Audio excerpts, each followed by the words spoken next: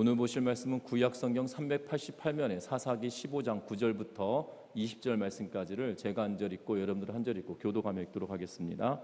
이에 블레셋 사람들이 올라와 유다의 진을 치고 레히에 가득한지라.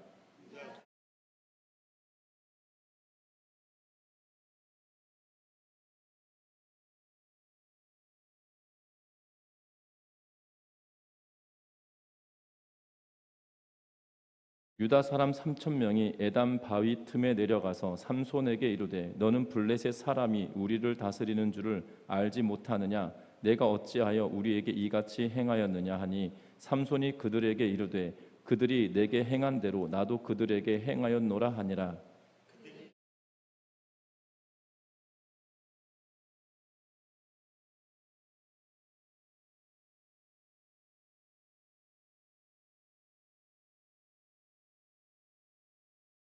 그들이 삼손에게 말하여 이르되 아니라 우리가 다만 너를 단단히 결박하여 그들의 손에 넘겨줄 뿐이요 우리가 결단코 너를 죽이지 아니하리라 하고 새 밧줄로 둘로 결박하고 바위 틈에서 그를 끌어내니라.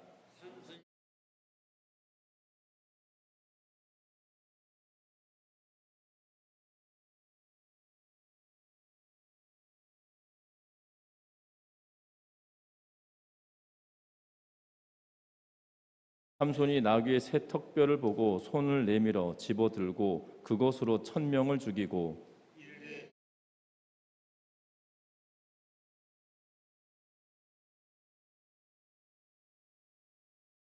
그가 말을 마치고 턱뼈를 자기 손에서 내던지고 그곳에 라맛 레히라 이름하였더라.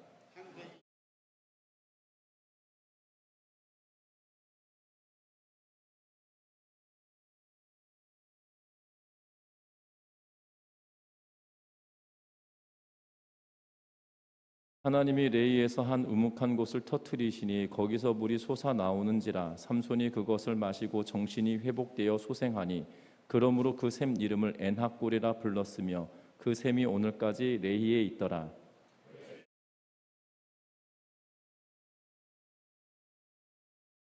아멘. 우리 서로 인사 나누고 말씀 나눕니다. 사랑하고 축복합니다. 앤디 앤드루스의 폰더시의 위대한 하루라고 하는 책에 이러한 내용이 기록되어져 있습니다. 오늘 나는 행복한 사람이 될 것을 선택하겠다. 나는 감사하는 마음의 소유자이다. 감사하는 마음은 절망의 구름을 순식간에 없애버린다. 나는 남과 비교하지 않겠다. 나는 지금 이 순간 행복한 사람이다. 이런 감사하는 마음에 절망의 씨앗이 들어설 자리가 없다. 하나님은 나에게 많은 선물을 주었다. 나는 이 선물을 늘 고마운 마음으로 기억하겠다.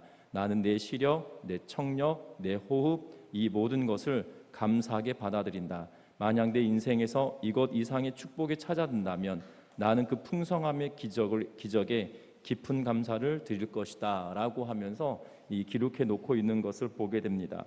이 앤디 앤드루스의 폰더시의 위대한 하루라고 하는 책에 이 폰더시가 남겨놓고 있는 글인데요, 분명한 것은 그가 뭐라고 이야기하고 있냐면 그는 날마다 나는 행복한 사람이다라고 여기며 살아가겠다라고 이야기하고 그 감사하는 마음을 잊지 않겠다, 놓지 않겠다라고 이야기하고 있는 것을 보게 됩니다. 감사하는 마음은 절망의 구름을 순식간에 없애버리는 힘이 있다라고 말하고 있을 뿐만 아니라 그리고 감사하는 마음에는 절망의 씨앗이 들어설 수 있는 공간이 없다라고 말하고 있는 것을 보게 되죠. 그러면서 그가 뭐라고 고백하냐면 하나님께서는 나에게 선물을 주었다라고 이야기하면서 그 선물은 무엇이냐면 내가 볼 수 있는 시력, 내가 들을 수 있는 청력, 그리고 내가 호흡할 수 있는 숨을 허락해 주셨다라고 이야기하며 이것조차도 그에게는 큰 감사의 거리다라고 이야기하고 있는 것을 보게 되죠. 그러면서 이 폰더시가 뭐라고 기록해 놓고 있냐면 만약 내 인생에서 이것 이상의 축복이 찾아든다면 보고 듣고 말하고 숨을 쉬는 것 이것보다 더 놀라운 기적이 있다라면 그 풍성한 기적에 더 깊은 감사를 할 뿐이다 라고 말하고 있는 그러한 모습을 보게 됩니다. 여러분들 감사라고 하는 것은 감사는 우리에게 이러한 힘이 있다라는 사실이죠. 그런데 저와 여러분들이 감사의 삶을 살아갈 때 또한 행복한 삶을 살아갈 때 감격한 삶을 살아갈 때 하나님을 잊어버린다라면 그 어떠한 것도 아무런 의미가 있지 않다는 거죠. 세상에 많은 부유한 사람들 또한 권력을 가지고 있는 사람이 있다 할지라도 그 조물주의 은혜를 또한 창조주의 은혜를 잊어버린다라면 그 인생의 가치가 더 있지 않다라는 사실입니다. 저와 여러분들이 우리가 날마다 감사하며 또한 우리에게 행복을 주시는 그 하나님의 은혜를 기억하며 믿음으로 살아가는, 감사하며 살아가는 우리 모두의 삶이 되어지시기를 주의 이름으로 부탁드립니다. 특별히 오늘은 성경 안에서 삼손이 1000명의 블레셋 사람들을 죽이는 사건을 기록해 놓고 있는 것을 보게 되어집니다. 특별히 이 삼손은 지난주에 이 시간이 지나서 그가 결혼하였던 그 처가로 내려가고 있는 것을 보게 되죠. 그 장인이 그의 부인을 그의 친구에게 주었다라고 이야기하고 동생이 더 낫다라고 하며 그에게 주었지만 이 삼손은 그것을 빌미로 말미암아 이 자칼이라고 불려진 짐승의 꼬리에 횃불을 달고 이 포도원과 그리고 이 수확하지 않은 밭에 풀어놓고 있는 모습을 보게 되죠. 그리고 블레셋 사람들에게 막대한 피해를 주고 그 피해를 입었던 블레셋 사람들은 이 이유가 이 삼손에게 있는 것이 아니라 그의 장인과 그 가족에 있는 것이다라고 하며 그들을 또한 죽이고 있는 모습을 보게 됩니다. 이것을 빌미로 삼손은 또 복수를 하는 그러한 내용이 지난 시간까지 8절 말씀까지 기록해 놓고 있는 것을 보게 되죠. 그러면서 삼손은 에단 바위로 숨어들었다라고 이야기했습니다. 이 에단 바위에 숨어들었는데 지난 시간에도 말씀을 드렸지만 솔로몬이 살아왔던 지역을 지형적으로 따져본다라면 가장 높은 곳이 삼손이 살았던 지역이고 딥나가 그 아래이고 이 에단 바위는 더 밑, 다시 말하면 블레셋의 중심부로 점점 내려가고 있는 지형적인 상황이다라고 말씀을 드렸습니다. 그런데 오늘 성경은 참 희한합니다. 왜냐하면 블레셋의 중심부로 들어가 있는 삼손을 죽이기 위하여 블레셋 사람들이 삼손에게 가고 있는 것이 아니라 유다 사람에게로 올라가고 있다라고 이야기하고 도리어 유다 사람들은 내려와서 삼손을 붙들어서 이 블레셋 사람들에게 그를 넘겨주고 있는 그러한 모습을 보게 되죠. 그러면서 이 삼손은 블레셋 사람들을 그곳에서 1000명이나 죽이는 사건이 발생하게 되어지고 있는 모습이 오늘 본문의 내용입니다. 그리고 1000명을 죽이고 나서 그가 목말라 할 때 하나님께서 그에게 부르짖음에 응답하여 주심으로 그의 가람을 해결하여 주고 계시는 내용이 오늘 본문의 내용입니다. 블레셋 사람들은 굉장히 약은 것처럼 보여집니다. 앞에서 말씀드렸던 것처럼 블레셋 사람들은 삼손을 직접 죽이려 하지 않고 블레셋 사람들은 이 유다 백성들에게 올라가 그들에게 삼손을 잡아라라고 이야기하고 유다 사람들로 인하여서 삼손이 붙들려 가고 있는 그러한 모습을 보게 된다라는 사실입니다. 특별히 유다 사람들은 오늘 성경 말씀에 보니까 3000명이라고 하는 많은 사람들, 11절 말씀에 보니까 유다 사람 3000명이라고 하면서 에단 바위로 삼손을 잡으러 오는데 3000명이라고 하는 사람이 왔다라는 사실이죠. 여러분들 잘 생각해 보십시오. 지금 블레셋 사람들을 죽였습니다. 그러면 어떤 일이 벌어질까요? 삼손에게 와서 이렇게 말하지 않겠습니까? 우리가 3000명을 몰고 왔으니 우리의 지도자가 되어달라라고 하는 것이 맞지 않겠습니까? 또한 오늘 1000명을 죽이는 이 사건을 보게 되는데요. 오늘 성경을 잘 보시면 유다 사람들도 그 장소에 있을 법한 상황인 것처럼 보여집니다. 아니면 삼손의 의도 때문에 그들이 유다 사람들이 돌아가고 나서 이 블레셋 사람들을 죽였을 수도 있겠지만 분명한 것은 1000명이나 죽이는 이 사건으로 말미암아 삼손의 이름이 그 블레셋 사람들에게 있어서만큼은 공포의 대상으로 이름이 새겨지게 된다라는 사실이죠.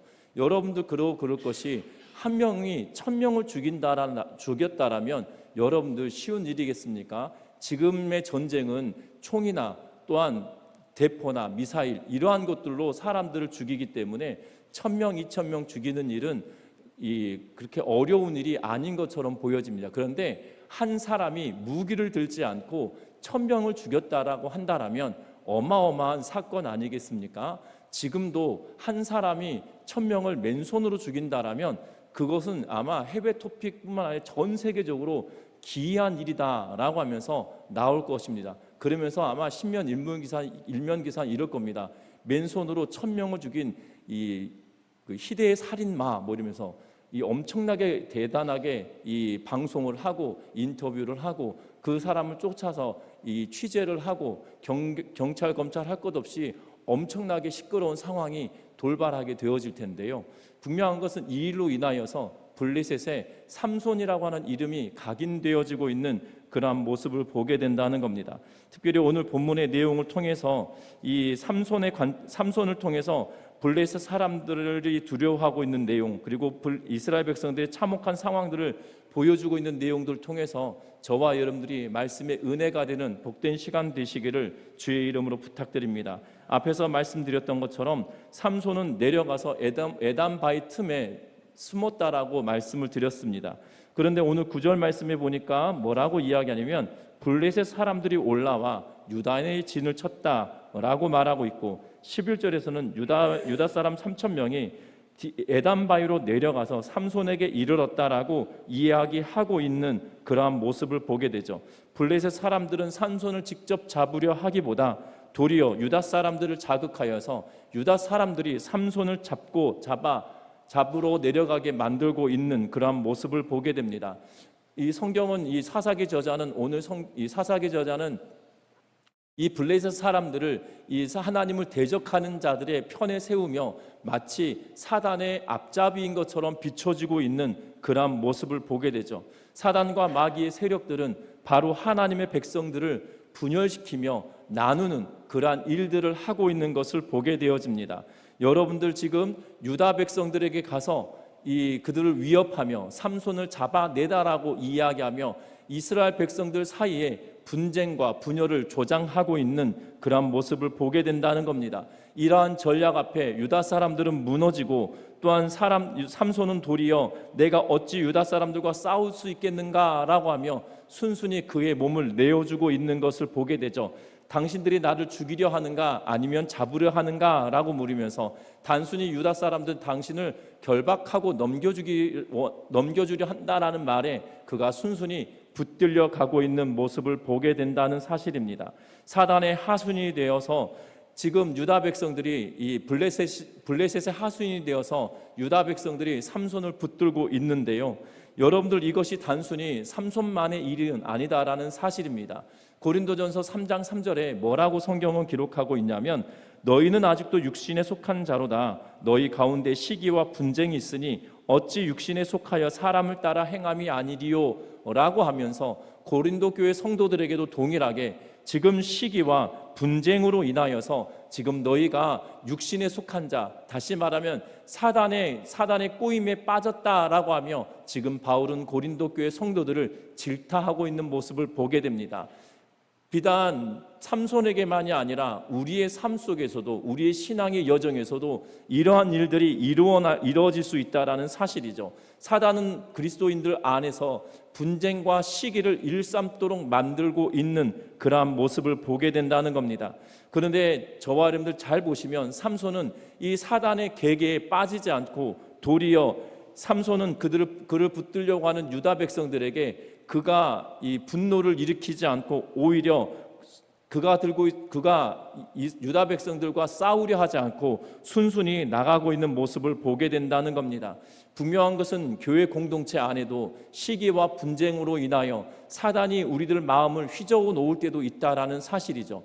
그렇기 때문에 고린도 교회도 어려움이 그들 가운데 있었을 뿐만 아니라 현대를 살아가는 교회 공동체 안에서도 이러한 분쟁의 문제들은 쉽게 접할 수 있는 그러한 모습을 보게 된다는 겁니다.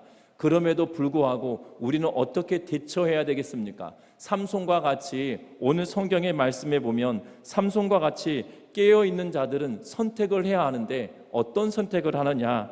다른 것이 아니라 정말 지혜롭게 행하며 하나님이 우리에게 무엇을 원하시는지 관점을 가지고 대처하며 나아가는 은혜가 있으시기를 주의 이름으로 부탁드립니다. 삼손은 지금 유다 백성들과 더불어 논쟁을 하고 분쟁을 할 수도 있음에도 불구하고 순순히 그 자신을 내어놓음으로 말미암아 어떻게 보면 하나님의 속한 자가 사단의 괴계에 빠져 있는 그러한 상황을 타개하는 방법은 순순히 지혜롭게 행하고 있는 것에 있다라는 것을 기억하면서 저와 여러분들이 약한 믿음의 소유자가 아니라 정말 하나님께서 주신 은혜의 소유자이기에 담대하게 지혜롭게 행하며 나아가는 우리 모두가 되시기를 주의 이름으로 부탁드립니다. 뿐만 아닙니다. 오늘 성경은 이 레이라고 하는 지역을 말하고 있지만 이 현대 지도나 현대 이 지질학자들 지명에 관하여서 연구하는 분들, 고대 사회를 대하여서 연구하는 이 신학자들을 통해서 보면 이 레이라고 하는 지역을 명확하게 딱 집어내기가 어렵다라고 말합니다. 또한 성경 안에서도 이 레이라고 하는 산이 여러분들 이 레이라고 하는 산이 여기 말고는 다른 데가 기록되거나 찾기가 쉽지 않은 것처럼 보여집니다. 또한 이곳에 블레셋 사람들이 먼저 와 있고 유다 사람들 3,000명이 또한 이 삼손을 잡아서 오고 있는 그런 모습을 보게 됩니다. 그런데 놀라운 것은 이 성경 가운데 이 14절부터 시작해서 17절 말씀이 제가 평가할 때는 이 성경에서 가장 화려한 이 전쟁에 관한 표현이 있지 않는가 싶습니다. 전쟁에 관한 이야기를 하면 여러분들 머릿속에 떠오르는 몇 가지 장면들이 있을 텐데요. 첫 번째 장면은 아마 모세가 손을 들 때 이스라엘 백성들이 이기고 모세의 손이 내려오면 이 아말렉 사람들이 이기는 전쟁, 그래서 손을 들고 기도했던 모세의 모습이 떠오르기도 할 것이고요. 또한 여리고성이 무너지는 장면도 여러분들 기억할 겁니다. 또한 여호수아와 더불어 가나안 땅을 정복할 때 해와 달이 멈춰져 있는 그러한 상황도 우리의 뇌리에 남아 있을 거고, 또한 다윗과 골리앗의 싸움이 우리의 뇌리에 남아 있을 텐데요. 여러분들 한 명이 1,000명과 싸우는 장면을 생각해 보십시오. 그리고 오늘 성경에 보면 무엇으로 싸우냐면 새 나귀 뼈로 싸웠다라고 이야기하고 있는 것을 보게 됩니다. 혹자들은 말합니다. 나귀의 새 턱뼈가 굉장히 강력한 무기가 될 수 있다라고 말을 하는데요. 여러분들 나귀는 말과 다르게 이 턱이 길지 않습니다. 그래서 평균적인 수치로 따져보면 25cm 정도 된다라고 이야기합니다. 그러니까 나귀는 큰 짐승이 아닙니다. 이 말보다 조금 작은 그러한 짐승인데요. 사실 이 나귀는 저 어렸을 때 동네 목포 시내에 나귀를 가지고 계신 분이 있으셨어요. 그래서 세상에 시골도 아닌데 소를 몰고 다니는 달구지에 소를 메고 다니는 분이 가끔가다 한 번씩 등장하는 경우가 있어서, 그래서 학교 등교하다가 그런 아저씨 만나면 참 난감할 때가 있었습니다. 버스는 그 달구지 뒤에 천천히 가는 상황이 되어져서 지각하면 어떻게 하나 막 이렇게 노심초사할 때가 있었거든요. 그리고 전주는 그래도 목포에 비하면 대도시니까 그런 일은 잘 없으셨죠.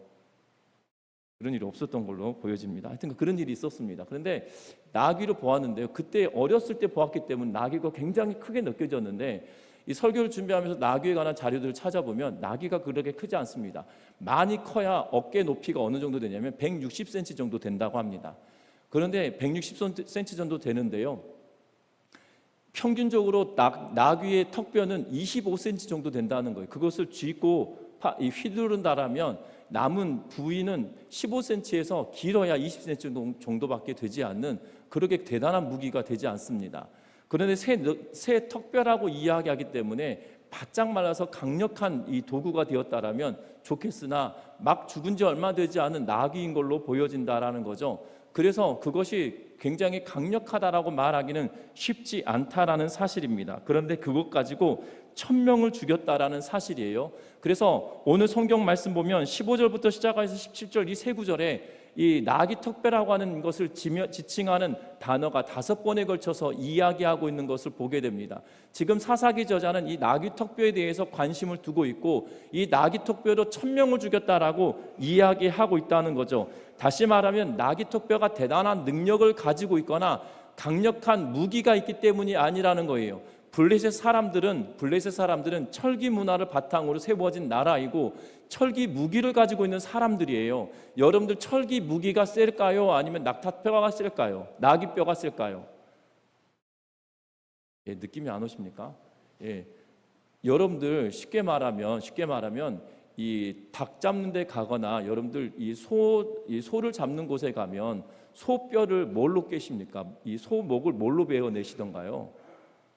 소목을 뭐로 베어내는 거 보셨습니까? 소머리 국밥을 하기 위해서 소머리를 가져올 때 그 머리를 뭘로 잘랐을 것 같으시나요? 다이아몬드 커팅 뭐 이렇게 생각하시나요? 그냥 여러분 쇠로 자르잖아요. 그러니까 나귀 턱뼈와 쇠하고 부딪히면 뭐가 이길까요? 쇠가 이기거든요.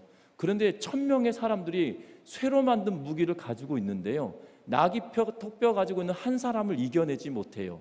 여러분들 기가 막힌 장면입니다.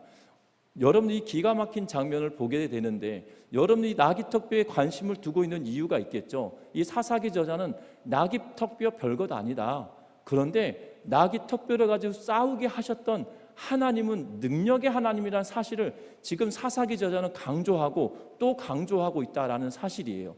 여러분들 다윗과 골리앗의 전쟁에서도 골리앗을 향하여서 물매를 가지고 다윗이 나갑니다. 여러분들 물맷돌이 강력할까요? 골리앗의 무기가 강력할까요? 여러분들 물맷돌의 물매가 강력하지 않습니다. 아마 다윗이 물맷돌을 돌려서 던졌을 때 정확하게 맞지 않았다라면 이 다윗이 다시 이 제구에 돌을 집어넣고 이 속도를 내기 위해서 휘두르는 사이에 다윗은 죽음을 면치 못했을 수도 있어요. 여러분들 잘 봐야 될 것은 지금 다윗과 골리앗의 싸움에도, 지금 삼손과 블레셋 1000명과의 싸움에도 대단한 무기가 있는 것이 아니라 전적인 하나님의 은혜와 능력이 그들에게 있기 때문에 이 싸움에서 승리했다라는 사실들을 사사기 저자는 우리에게 보여주고 있다라는 사실이에요. 분명한 것은 저와 여러분들도 마찬가지라는 겁니다. 어떻게 보면 세상 사람들의 눈에 보기에, 아니면 내 스스로가 느끼기에도 나는 보잘것없는 사람인데 라고 느낄 수 있을 거예요. 그러나 하나님은 우리를 들어 사용하실 때 하나님은 그 능력을 우리에게 충만하게 보이신다는 사실들을 기억하며 하나님께 붙들림 받는 믿음의 사람들 되시기를 주의 이름으로 부탁드립니다. 나귀 턱뼈는 아무짝에도 쓸모가 없을 것 같아요. 저한테 주면 무슨 의미가 있겠습니까? 블레셋 사람 1000명 있고 양영승 목사가 그곳에 가 있고 나귀 턱뼈가 있다 그러면 저는 도망칠 겁니다. 나귀 턱뼈가 무슨 의미가 있겠어요? 1000명의 사람들이 두려울 텐데, 분명한 것은 삼손에게 하나님의 은혜가 임하고 하나님께서 그와 함께하여 주셨기 때문에 이 전쟁에서 승리했다는 거고, 이 이후로 이 1000명의 죽임으로 말미암아 블레셋 사람들이 삼손을 두려워하기 시작하는 사건이 벌어진다는 거예요. 그것도 어느 정도냐면 삼손이 20년 동안이나 사사로서 치리하는데요, 블레셋 사람들이 20년 동안이나 삼손을 두려워하는 상황이 벌어지고 있다는 사실입니다. 대단한 것은 없는 사람이지만 하나님께서 사용하실 때 여전히 행하시는 하나님이 바로 삼손의 하나님이시고 저와 여러분들의 하나님이시라는 사실들을 기억하면서 믿음으로 나아가는 우리 모두가 되시기를 주의 이름으로 부탁드립니다. 뿐만 아닙니다. 오늘 성경의 말씀에 보면 레만네이라고 하는 이 이야기를 하고 있을 뿐만 아니라 16절에 보면 내가 1000명을 죽였다라고 이야기하면서 라만네이라고 이름하며 턱뼈의 산이다라고 이름을 짓고 있는 모습을 보게 되죠. 턱뼈의 산이다라고 말을 하고 있는 것을 보게 됩니다. 나귀의 턱뼈로 한 더미 두 더미를 쌓았으며 나귀의 턱뼈로 내가 1000명을 죽였다라고 이야기하고, 그리고 그가 말을 마치고 턱뼈를 자기 손에서 내던지고 그것을 라만네이라고 불렸는데, 왜 턱뼈의 산이다라고 불렀을까요? 이 턱뼈를 가지고 사람들을 죽였기 때문에 턱뼈의 산이다라고 붙였을 거다라고 말을 하는 분들도 계시고, 또한 사람들을 이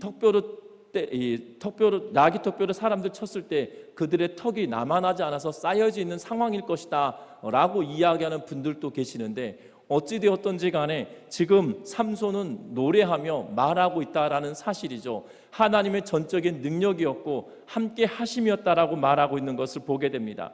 그러면서 여기에 어떤 내용을 덧붙입니까? 그가 1000명을 죽이고 나서 목마르고 있을 때 그가 하나님께 기도함으로 그곳에 우묵한 곳에 물을 샘이 솟게 만들고 계시는 모습을 보게 됩니다. 그래서 19절 말씀에 이렇게 기록합니다. 하나님이 레이에서 한 우묵한 곳을 터뜨리시니 거기서 물이 솟아나오는지라 삼손이 그것을 마시고 정신이 회복되어 소생하니 그러므로 그 샘 이름을 엔학고레라 불렀으며 그 샘이 오늘까지 레이에 있더라라고 이야기하고 있는 모습을 보게 됩니다.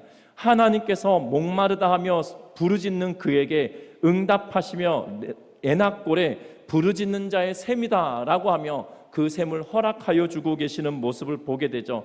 어찌 보면 이스라엘 백성들에게 있어서만큼은 영적으로 메말라 버린 그러한 상황입니다. 왜냐하면 하나님께서는 삼손을 통하여 일하길 원하시고 삼손을 통하여 블레셋을 물리치길 원하시는데 지금 그 어느 누구도 삼손과 더불어 함께하고 있지 않다라는 거예요. 유다 백성들이 얼마나 멀리 가 있는지 모르겠고 또한 함께 그 장면을 지켜보고 있는지 모르겠으나 분명한 것은 삼손을 잡아왔던 유대인들이 지금 유다인들이 다 떠나 보이는 것처럼 보여지고 홀로 싸우고 있는 것처럼 보여진다는 거죠. 어찌 보면 이것이 지금 이스라엘의 영적인 상태처럼 여겨진다는 겁니다. 기람과 가람은 그들의 영적인 상태를 보여주고 있다는 사실이에요. 분명한 것은 홀로 싸우는 삼손에게 하나님은 내가 너와 함께하고 있다라고 이야기하시며 너의 부르짖음에 내가 함께하고 있다라고 이야기하시며 그 샘 솟는 곳에 샘을 허락하시며 물을 마시게 하고 있는 그러한 모습을 보게 된다는 겁니다. 저와 여러분들 홀로 외롭게 느껴질 때도 있을 겁니다. 그러나 하나님은 그 외롭게 느껴지는 저와 여러분들의 삶 속에 개입하여 주셔서 내가 너와 함께 있다라고 하며 우리를 격려하시고 일으켜 주시는 하나님이시라는 사실이죠. 이것이 단순히 삼손만의 이야기는 아닙니다. 엘리야가 갈멜산에서 이 바알과 아세라의 제사장들과 영적인 싸움을 할 때 하나님은 그와 함께 하시며 내가 너와 함께함을 분명하고 명확하게 보여주고 계시다라는 사실입니다. 그 하나님은 저와 여러분들에게도 동일하게 지금 외롭게 주를 위하여 헌신하고 수고하는 자들을 격려하시고 위로하시고 함께 하심을 분명하게 보이시는 분이시라는 사실이죠. 저와 여러분들이 정말 승리에 도취될 수도 있을 법한 삼손이지만 그가 목마름 앞에 하나님 앞에 무릎으로 나아가고 있듯이 저와 여러분들이 승리에 도취됨이 아니라 하나님께 겸손하게 나아감으로 하나님의 위로와 돌보심을 다시 한번 경험하는 믿음의 백성들 되시기를 주의 이름으로 부탁드립니다. 말씀을 맺으려고 합니다. 세상은 분명하게 뱀의 지혜를 가지고 사탄의 지혜를 가지고 우리를 분열시키려고 합니다. 우리는 오해합니다. 사탄은 별게 있겠어라고 생각하지만 사탄의 지혜는 어마무시합니다. 왜냐하면 아담 때부터 시작하여서 지금까지 그 사람을 향한 이해가 얼마나 클까요? 여러분들 사단이 아담 때부터 시작하여서 지금까지 인간에 대한 지식, 이 데이터를 축적해 놓은 것이 어마어마할 것입니다. 그런데 우리는 사단에 대하여서 지식이 전무후무하거든요. 잘 잊지 않아요. 성경을 읽으면서도 사탄이 어떤 존재인지도 잘 알지도 못합니다. 그리고 사단이 뭐냐라고 물어보면 설명해낼 만한 그리스도인들이 많지 않다라는 사실이요. 기껏해야 사단은 타락한 천사야 라고 말하는 것이 끝일 수 있습니다. 분명한 것은 저와 여러분들은 사단에 대하여 그 정도밖에 알지 못함에도 불구하고 우리는 이 사단이 우리를 넘어뜨리고 분열을 조장하는 일들에 있어서는 민감하지 않고 둔감할 때가 더 많다라는 사실이죠.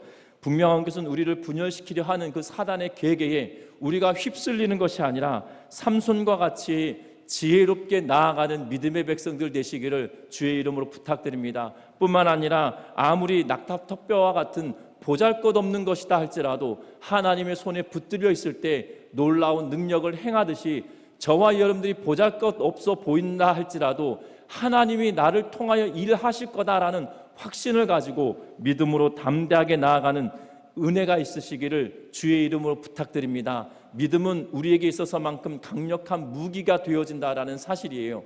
다른 게 강력한 무기가 되지 않습니다. 믿는 자들에게 있어서만큼은 하나님을 향한 믿음이 가장 강력한 무기다라는 사실을 기억하면서 하나님이 나를 사용하실 거다, 아니 나를 사용하신다라는 확신을 가지고 믿음으로 나아가는 우리 모두가 되시기를 주의 이름으로 부탁드립니다.